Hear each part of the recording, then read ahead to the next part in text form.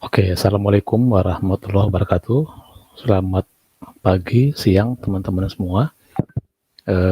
Pertemuan mata kuliah manajemen media hari ini kita akan membahas tentang manajemen media cetak ya. Saya akan share materinya dulu. Bentar. Oke, baik teman-teman. Sekali lagi kita akan bicara tentang manajemen media cetak ya. Oke, untuk memulai materi ini saya akan mengutip pernyataan yang menarik ya dari seorang penulis ya, wartawan Kompas, namanya Brildana. Dia menulis artikel dan kata-katanya ini yang menurut saya menarik gitu ya. Dia menyebut, kami wartawan media cetak seperti penumpang kapal yang kian dekat menuju akhir hayat ya. Tulisan ini menggambarkan bagaimana kondisi media cetak saat ini ya teman-teman. Kita tahu bahwa media cetak kondisinya bisa disebut kalah bersaing ya dengan media televisi dan terutama media online ataupun media digital. Kalau mungkin 10 tahun yang lalu atau 15 tahun yang lalu bahkan media cetak itu masih menjadi sumber informasi yang paling utama gitu ya buat masyarakat Indonesia, tapi 5 tahun atau 10 belakangan ini 10 tahun belakangan kita bisa lihat bagaimana media cetak semakin terpinggirkan ya ketika mulai televisi mulai muncul semakin disukain, dan terutama juga ketika media internet memberikan banyak sekali kemudahan-kemudahan buat kita mendapatkan informasi, mendapatkan hiburan. Nah makanya Brildana itu menulis kalimat seperti ini gitu ya.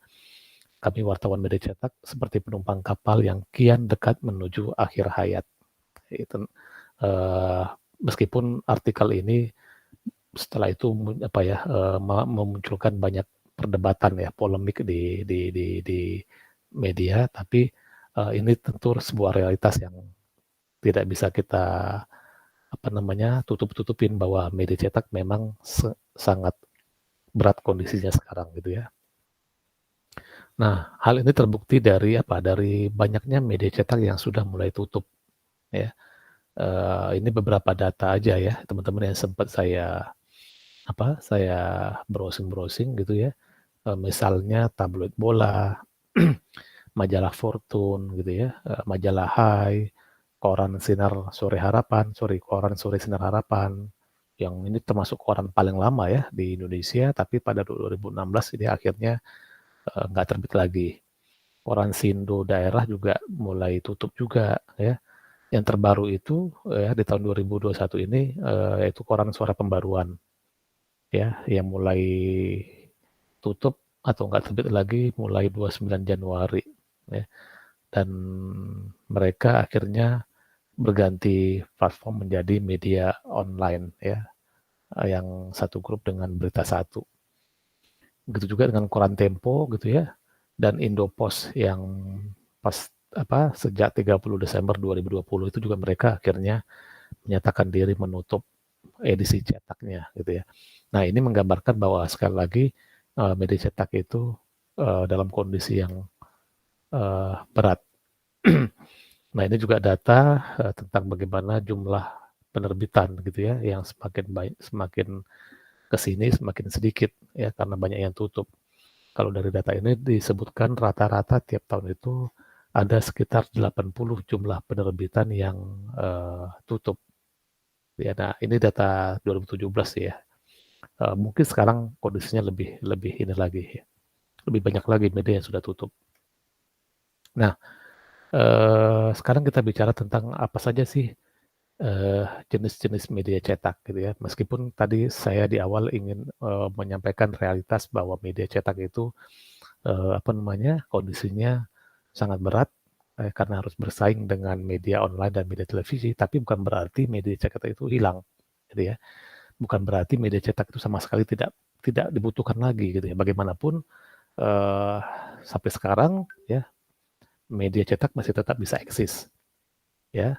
Tentu dengan berbagai perubahan, adaptasi, ya, terutama dengan bagaimana mereka harus bisa memanfaatkan teknologi sehingga koran ya tetap bisa dibaca oleh banyak orang, dan meskipun mungkin tidak dalam bentuk koran paper, mungkin dalam bentuk yang lain, tapi setidaknya itu adalah bagian dari strategi ya adaptasi sehingga perusahaan-perusahaan media cetak itu tetap bisa bertahan. Nah, sekarang kita bicara tentang apa saja sih jenis-jenis media cetak ya. Yang pertama adalah koran ya. Tentu koran teman-teman semua tahu ya, koran itu yang setiap pagi sering kita lihat kalau loper koran jualan gitu ya. Atau mungkin teman-teman masih ada beberapa di rumahnya orang tuanya masih langganan koran gitu ya. Entah itu koran Kompas, Republika, Media Indonesia dan seterusnya. Nah, koran itu secara pengertian kalau kita mengutip dari Kamus Besar Bahasa Indonesia itu diartikan sebagai lembaran-lembaran kertas bertuliskan kabar, berita, dan sebagainya yang terdiri dari kolom-kolom gitu ya, biasanya 8 sampai 9 kolom ya tergantung ukuran kertasnya, dan terbit secara periodik. Ya, biasanya kalau koran itu terbitnya setiap hari. Ya, setiap hari ada juga, meskipun ada juga koran yang kadang-kadang terbitnya mingguan gitu ya. Nggak harus harian gitu ya. Nah, itu secara fisik koran seperti itu. Nah, kemudian koran itu ya adalah suatu penerbitan yang ringan dan mudah dibuang, biasanya dicetak pada kertas berbiaya rendah yang disebut kertas koran yang berisi berita-berita. Nah, ini juga pengertian lain dari koran yang ternyata diambil dari bahasa Belanda ya, krant gitu ya. Nah, apa saja sih standar sebuah media itu bisa disebut sebagai koran? Ya, kalau saya mengutip dari Autogrowth yang dikutip oleh Junaidi ini, ada 5 hal ya, 5 standar ya, sebuah media itu bisa disebut sebagai koran. Yang pertama adalah sebuah koran itu harus diterbitkan secara periodik dengan interval setidaknya sekali dalam 1 minggu. Jadi intinya adalah periodik gitu ya, pasti ya, bisa seminggu sekali atau yang paling sering adalah setiap hari ya. Bisa pagi, bisa sore ya. Nah, kemudian yang kedua adalah adanya proses mekanisasi dalam percetakan koran ya. Tentu koran itu kan karena kertas, ada proses percetakan di dalamnya. Biasanya koran itu cetak malam hari, kemudian sampai dini hari, dan kemudian pagi harinya itu baru dimulai didistribusikan ke pelanggan. Nah, ada proses percetakan di situ. Kemudian yang ketiga, semua orang memiliki akses yang sama untuk bisa membaca koran. Nah, ini tentu karena koran ini sifatnya adalah umum, berlaku untuk siapa saja, siapa yang mau baca, dan dijual kepada siapapun, makanya semua orang bisa punya akses yang sama untuk membaca koran. Gitu. Nah, kemudian yang keempat, berisi beragam hal yang mencakup kepentingan publik. Tentu ini kita bicara bagaimana media jurnalistik atau media berita gitu ya, bahwa berita itu memang harusnya ditujukan buat kepentingan publik, dan karena itulah berita dalam koran itu tentu adalah harus bisa mengikuti hal itu gitu ya, bahwa media harus berisi informasi-informasi, hal-hal yang bisa menyangkut kepentingan publik. Yang kelima, publikasi harus tertib sesuai waktu yang dijadwalkan. Tadi misalnya koran itu sudah terbit periodenya kapan, dan itu secara pasti sudah memiliki jadwal yang tetap gitu ya, yang periodik. Nah, kemudian koran itu bisa dibagi ke dalam 3 klasifikasi. Yang pertama adalah berdasarkan frekuensinya. Ya, berdasarkan frekuensi pengiriman berita, maka bisa dibagi menjadi koran harian. Koran harian ini bisa dibagi lagi, bisa pagi, bisa sore. Ya, kalau pagi yang paling sering kita baca itu adalah yang pagi ya. Tapi ada juga koran sore ya, kalau misalnya Suara Pembaruan, Sinar Harapan yang dua-duanya udah tutup gitu ya, itu dulu adalah koran sore. Jadi dia terbit sore hari. Kalau yang koran pagi, terbitnya pagi, cetakannya malam, pagi baru diterbitkan. Kalau koran sore biasanya cetaknya siang, baru sore disebarkan ke pembaca. Ada juga yang mingguan ya frekuensinya, ada juga koran yang mingguan meskipun tidak banyak ya. Nah, kemudian dari sisi fisik media, ya ada ukuran standar, ada juga ukuran tabloid. Kalau yang standar itu yang teman-teman seperti koran Kompas gitu ya, media Indonesia itu kan standar ya 22 inch kali 13 inch. Jadi ada 6 kolom atau mungkin lebih. Nah, kalau yang ukuran tabloid itu lebih kecil, lebih ramping ya, lebih ya lebih ukuran lebih kecil gitu ya, kayak semacam koran Tempo ya. Itu kan lebih kecil, kalau Kompas kan lebih besar. Nah, itu ukuran fisik media koran. Kemudian kita bisa klasifikasikan juga kepada jenis segmennya atau khalayaknya. Ada memang koran yang khusus buat masyarakat umum. Jadi itu koran bisa dibaca oleh siapapun. Karena di dalamnya terdapat rubrik-rubrik yang banyak ya. Ada rubrik berita nasional, internasional, olahraga, ekonomi, hukum dan seterusnya. Jadi semua berita ada di koran itu, dan itu biasanya koran-koran umum yang ditujukan kepada khalayak umum, segmennya buat umum. Tapi di luar itu juga ada koran yang memang segmennya khusus, dia hanya menyasar pada segmen-segmen pembaca tertentu, misalnya koran Bisnis Indonesia gitu ya. Bisnis Indonesia itu kan biasanya pembacanya adalah orang-orang yang punya interest saya atau perhatian terhadap dunia ekonomi, bisnis, ya pengusaha-pengusaha, pelaku UMKM dan seterusnya. Biasanya akan lebih suka yang koran Bisnis Indonesia contohnya, atau Kontan juga itu korannya segmennya ekonomi. Jakarta Post ya itu kan pembacanya tentu menengah ke atas yang memang orang lebih suka dengan bahasa Inggris dan seterusnya. Nah, ini juga ada koran yang spesifik ke segmen tertentu.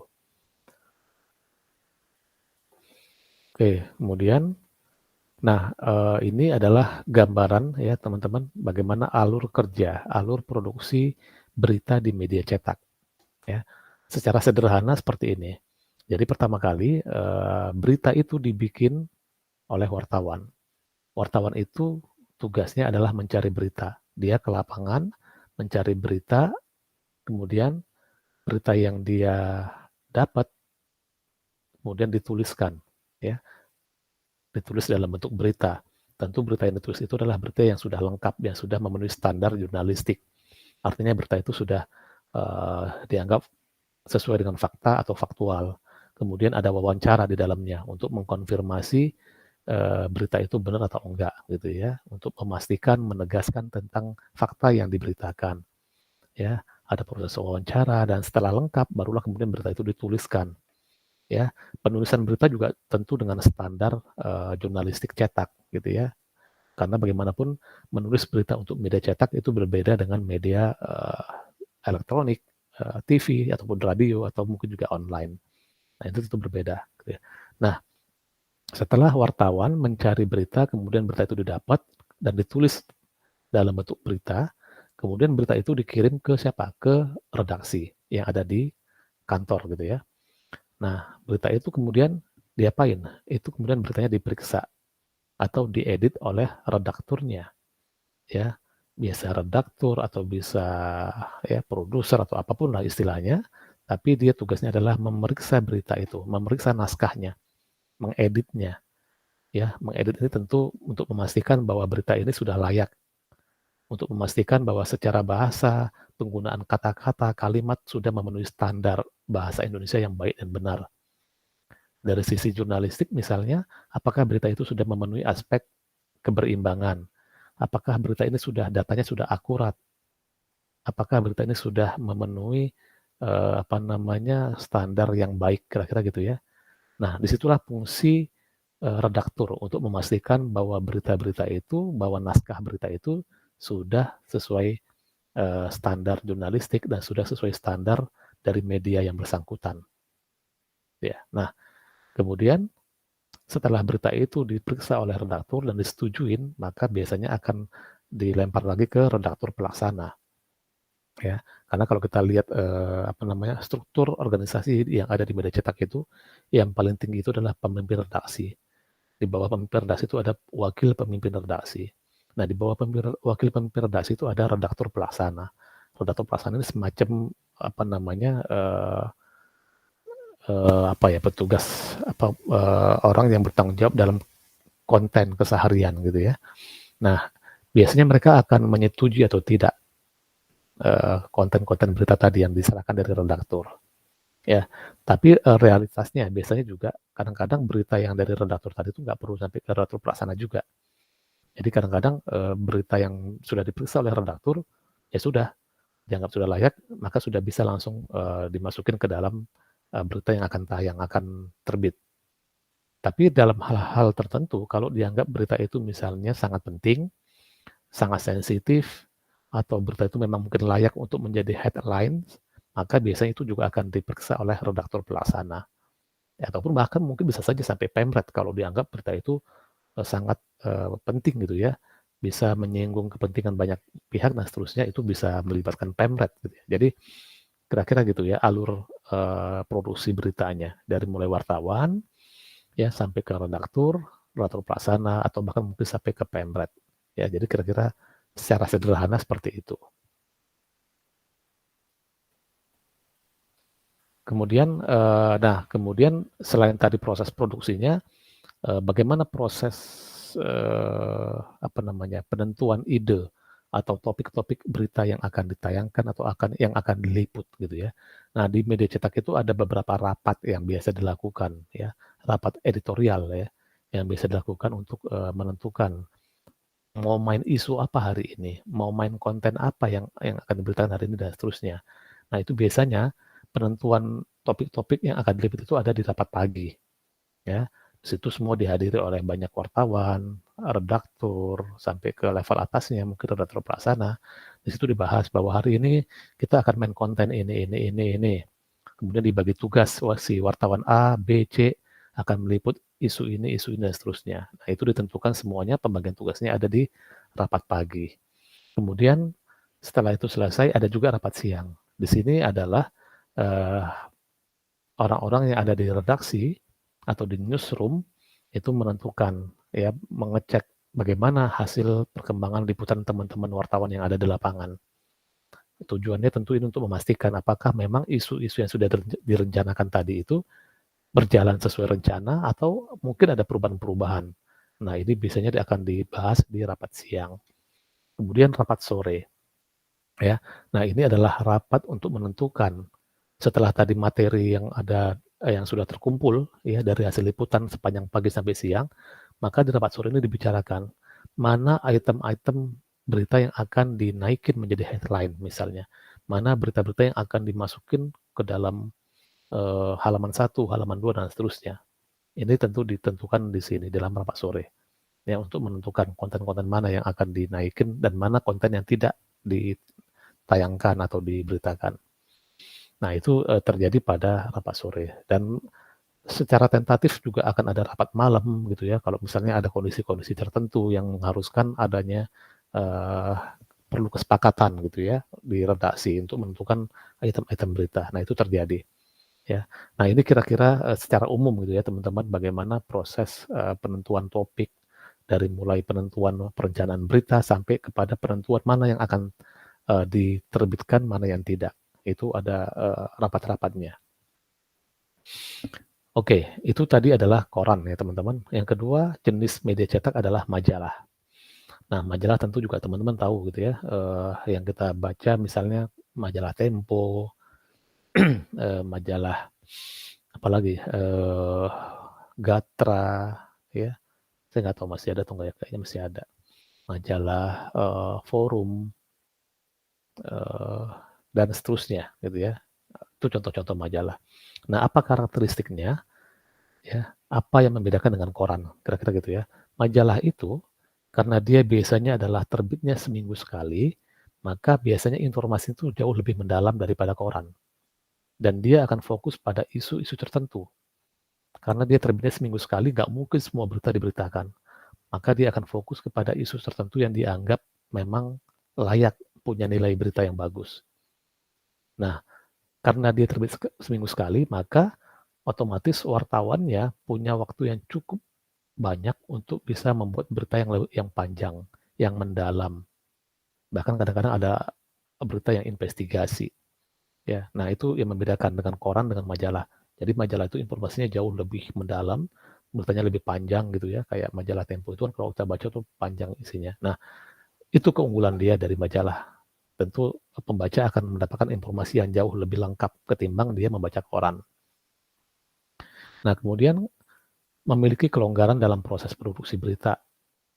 Ini juga karena tadi waktu durasinya panjang, terbit seminggu sekali, maka lebih punya banyak waktu buat wartawannya, menghasilkan berita yang lengkap. Kalau ada yang kurang dia bisa wawancara lagi dan seterusnya. Jadi masih punya waktu untuk proses produksi beritanya. Kemudian fokus pada segmen khalayak yang lebih sempit ini juga ya. Biasanya majalah itu segmennya tertentu. Kalau tadi koran kita bilang koran itu segmennya umum, siapapun akan bisa baca. Kalau majalah tentu biasanya akan fokus kepada segmen tertentu. Ya, ada majalah yang fokusnya kepada eksekutif muda, ada majalah yang segmennya buat ekonomi, ada yang politik, ada yang hukum, ada yang fokus segmennya kepada wanita, anak-anak dan seterusnya. Jadi dia lebih spesifik gitu ya segmennya ya. Kemudian terbit berkala, tadi yang saya bilang mingguan, kadang-kadang ada juga yang 2 mingguan atau 2 minggu. Atau bahkan yang bulanan. Ya kalau harian jarang sepertinya ya. Karena majalah itu butuh pengerjaan yang lumayan lama gitu. Nah, kemudian isi beritanya dengan topik khusus ya, karena tadi itu dia lebih mendalam, lebih fokus kepada isu-isu tertentu saja. Jadi enggak apa istilahnya bukan media yang supermarket. Kalau kita ke supermarket itu kan semua barang ada ya, mau beli apapun ada, beli makanan, minuman, seterusnya ada. Nah, kalau majalah lebih spesifik kepada informasi-informasi yang segmen tertentu, gitu ya, dan fokus pada isu-isu tertentu. Nah, itu tadi ya yang membedakan majalah ya dengan cetak, dengan koran. Kemudian jenis tulisan dominan, feature, dan artikel. Ya. Nah, kategori majalah. Kalau saya mengutip dari Skiman ini, dia bilang ada 3 kategori. Yang pertama adalah majalah konsumen. Ini majalah yang diperuntukkan buat pembaca secara umum ya. Nah, ini bisa dikategorikan misalnya ke pria, perempuan, otomotif, hiburan, politik, dan lain-lain. Ini yang ditujukan buat konsumen. Ada juga majalah perdagangan yang lebih berhubungan dengan pekerjaan ataupun persoalan perdagangan dan ekonomi. Dan yang ketiga, majalah organisasi. Ini biasanya majalah-majalah yang diperuntukkan buat organisasi tertentu, ya asosiasi, masyarakat tertentu, dan seterusnya. Ini 3 kategori majalah. Baik, itu tadi majalah ya teman-teman. Yang ketiga adalah tabloid. Jadi kita sudah bicara tadi jenis media cetak itu ada koran, ada majalah, dan sekarang tabloid. Nah, tabloid itu seperti yang tadi sudah sempat saya singgung di awal, dia bentuknya kan lebih kecil. Ya, beda dengan koran yang bentuknya lebih lebar. Kalau tabloid itu lebih kecil dan lebih mudah untuk dibawa. Nah, kalau kita mengutip dari KBBI, ya, tabloid itu diartikan sebagai surat kabar ukuran kecil, ya, bisa setengah dari ukuran biasa koran, yang banyak memuat berita secara singkat, padat, dan bergambar. Ya. Nah, ada satu hal yang membuat jurnalisme tabloid itu diterima oleh masyarakat luas, yaitu karena jurnalisme tabloid itu menawarkan isu-isu yang lebih ringan. Jadi biasanya tabloid itu memang menyajikan berita-berita yang sifatnya lebih menghibur, ya, informasi-informasi yang ringan, feature, dan di situ biasanya mereka akan menyajikan konten di tabloid. kalau kita mengacu dari tradisi di Amerika Serikat, jurnalisme yang dimiliki oleh surat kabar semacam pos kota dan lampu hijau yang ada pernah di kita itu sebenarnya mengambil dari jurnalisme kuning, ya, yang dilakukan seperti tabloid. Ya, teman-teman, kalau di Amerika itu pada akhir abad 19 ya, itu terkenal dengan istilah jurnalisme kuning atau yellow journalism. Itu istilah itu mengacu pada sebuah pemberitaan media cetak waktu itu di Amerika yang isinya adalah hal-hal yang sifatnya hiburan. Jadi koran itu isinya komik, cerpen, gambar-gambar, cerbung gitu ya, dan seterusnya.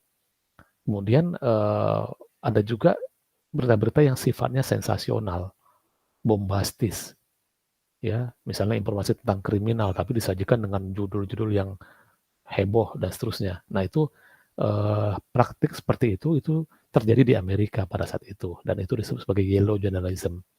Kemudian itu terjadi di Indonesia pada awal-awal tahun 2000-an gitu ya, ketika reformasi masih ini. Itulah yang muncul koran-koran semacam lampu merah, lampu hijau gitu ya, yang isinya tuh beritanya kayak tabloid, isinya gambar-gambar, judul-judul beritanya tuh singkat-singkat, beritanya pendek-pendek tapi judulnya panjang-panjang gitu ya. Nah, itu kalau teman-teman pernah lihat, itu adalah mengadopsi dari konsep jurnalisme kuning yang pernah terjadi di Amerika. Dan itu memang umumnya dipengaruhi oleh gaya pemberitaan tabloid gitu ya. Itu yang menjadi karakteristik pemberitaan tabloid. Nah, ini karakteristiknya. Ukuran kertasnya tadi lebih kecil, terbitnya bisa mingguan, 2 mingguan, dan bulanan, gitu ya. Isi beritanya khusus, ya, topik khusus, sama kayak majalah juga, gitu ya. Jadi memang segmennya tertentu, ya. Biasanya tuh memang hiburan paling banyak, ya. Wanita juga. Isinya feature, artikel, gambar cover depannya itu adalah gambar-gambar yang gambar orang gitu ya, yang besar gitu ya. Itu biasanya ciri khasnya dari tabloid. Kemudian rubrikasinya dan tulisan halamannya banyak berisi foto besar. Ya. Nah, ini contohnya ya, tabloid Nova misalnya. Ini dikategorikan sebagai tabloid. Dulu ketika masih banyak ya, banyak sekali tuh tabloid Nova, tabloid Wanita Indonesia. Kalau untuk berita politik itu ada tabloid Detik ya, dulu pernah yang sempat dibredel, Detak, kemudian Paron, ya saya lupa ada beberapa lah, yang sekarang mungkin sudah banyak yang nggak terbit lagi gitu ya. Nah, ini contoh dari tabloid. Oke, kemudian kita masuk kepada jenis yang keempat. Ya, jenis yang keempat itu adalah buletin. Ya, buletin itu adalah media cetak berupa selebaran atau majalah berisi warta singkat atau pernyataan tertulis yang diterbitkan secara periodik oleh satu organisasi atau lembaga. Nah, jadi poin pentingnya adalah media ini, buletin ini diterbitkan oleh satu institusi tertentu atau organisasi. Ya, jadi bukan diperuntukkan buat umum. Kalau tadi kan majalah buat umum nih, buat siapa aja. Tapi kalau buletin, biasanya itu ditujukan buat komunitas tertentu. Baik itu organisasi, perusahaan, lembaga pemerintahan, swasta, dan seterusnya. Jadi isinya biasanya adalah menyangkut hal-hal yang terkait dengan organisasi ataupun institusi itu. Ya, misalnya kita kerja di suatu lembaga, katakanlah sebagai lembaga kementerian misalnya ya. Nah, mereka biasanya sebagai sumber informasi internal, mereka bikin buletin yang isinya tentang kegiatan mereka, aktivitas mereka, apa saja informasi pengumuman dari manajemen, dari pejabatnya dan seterusnya, yang fungsinya adalah sebagai sumber informasi dan seterusnya. Itu biasanya disebut sebagai buletin. Ciri-cirinya tadi kita bilang dibuat oleh satu organisasi, lembaga atau yayasan tertentu, isinya berupa pandangan dari organisasi itu sendiri, ya, fokus pada bidang tertentu, ya, sesuai dengan karakteristik perusahaan ataupun institusi itu sendiri, ya, dan seterusnya. Ini ciri-ciri buletin, Contohnya ini misalnya kampus UI punya buletin FKUI gitu ya, yang FKUI gitu ya, khusus buat Fakultas Kedokteran ya. Nah itu ini contoh bagaimana isinya biasanya adalah isi-isi yang menyangkut kegiatan dari FKUI itu sendiri gitu ya. Nah itu disebut sebagai buletin. Nah yang terakhir adalah newsletter ya. Newsletter itu merupakan karya jurnalistik yang berisi berbagai informasi yang berkaitan dengan aktivitas perusahaan ya. Nah biasanya juga itu hampir mirip kayak buletin ya.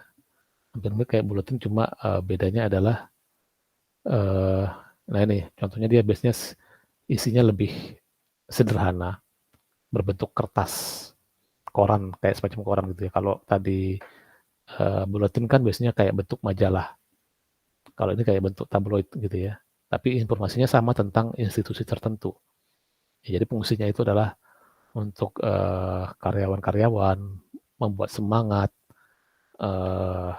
informasi-informasi pengumuman dan seterusnya, sebagai media komunikasi antara bawahan dengan manajemen dan seterusnya.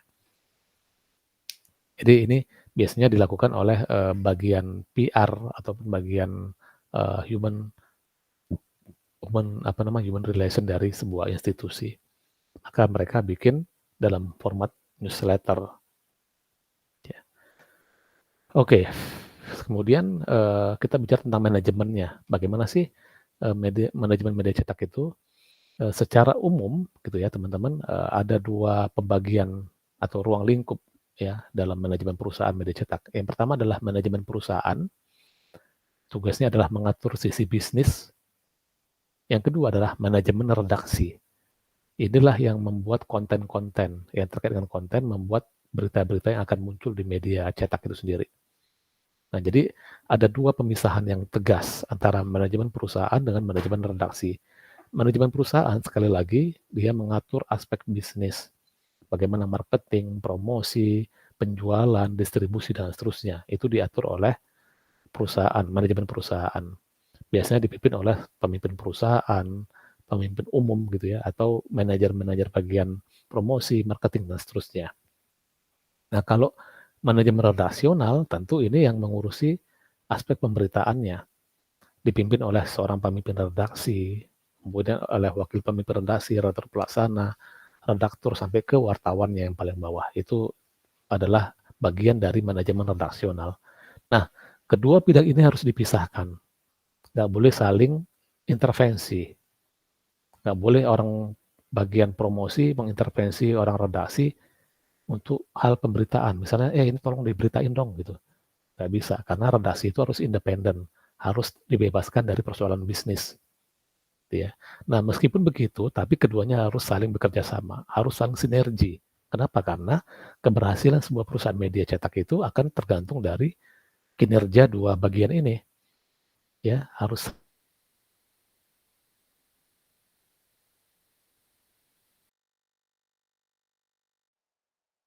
yang dibaca banyak orang. Ya, konten-konten yang bagus itu akan dijual oleh bagian orang-orang marketing misalnya untuk mendapatkan iklan. Nah, disitulah terjadi hubungan yang saling sinergi sehingga perusahaan itu bisa mendapatkan keuntungan dari medianya. Oke, kira-kira itu ya teman-teman penjelasannya. Semoga bisa menjelaskan tentang bagaimana sih cara kerja di media cetak dan bagaimana pengelolaannya, siapa saja yang terlibat di dalamnya, ya, dan hal-hal lain yang terkait dengan bagaimana pengelolaan media cetak. Kalau misalnya ada pertanyaan atau tanggapan, kita bisa diskusikan setelah ini, ya. Baik, itu aja, ya. Terima kasih semuanya. Kita tutup. Semoga bermanfaat. Assalamualaikum warahmatullahi wabarakatuh.